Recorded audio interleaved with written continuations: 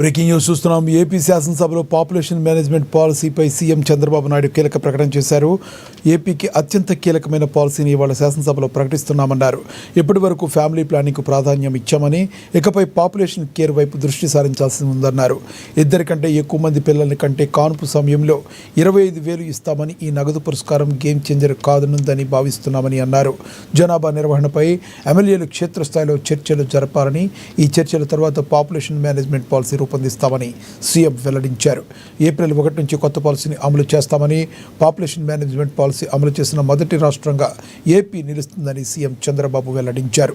ఇద్దరికంటే ఎక్కువ ఉంటే ఎన్నికల్లో పోటీకి అర్హత లేదనే చట్టం రద్దు చేశామని, ఇద్దరికంటే తక్కువ మంది పిల్లలుంటే పోటీకి అనర్హులు చేయాల్సి వస్తుందేమో అని వ్యాఖ్యానించారు.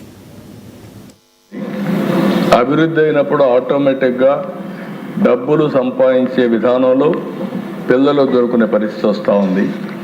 దీనివల్ల చాలా దేశాలు ఇబ్బంది పడ్డాయి. అందుకే ఒక నూతనమైన విధానం కోసం ఈరోజు మేము ఆలోచించేది, ఈ రెండో బిడ్డ కానీ చైల్డ్ కానీ 2 కంటే అబౌవ్ ఎంతమంది వాళ్ళు ఇచ్చేస్తే డెలివరీ సమయంలోనే 25,000 రూపాయలు ఆ పేరెంట్స్కి డబ్బులు ఇస్తామని చెప్తున్నారు. ఇది ఒక పెద్ద గేమ్ చేంజర్గా తయారవుతుంది.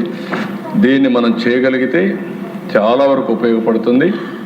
ఇంకొక పక్కన ఇది కాకుండా మీరందరూ ఆలోచించినప్పుడు, ఎవరైతే గవర్నమెంట్లో పనిచేసే వాళ్ళందరికీ భార్య భర్త ఈక్వల్ పేరెంటింగ్ అది చేయాలనుకున్నప్పుడు, మగవాళ్ళకు కూడా రెండో బిడ్డ అయితే 1 నెల అదనంగా పేరెంటింగ్ కోసం లీవ్ గ్రాంట్ చేస్తాం.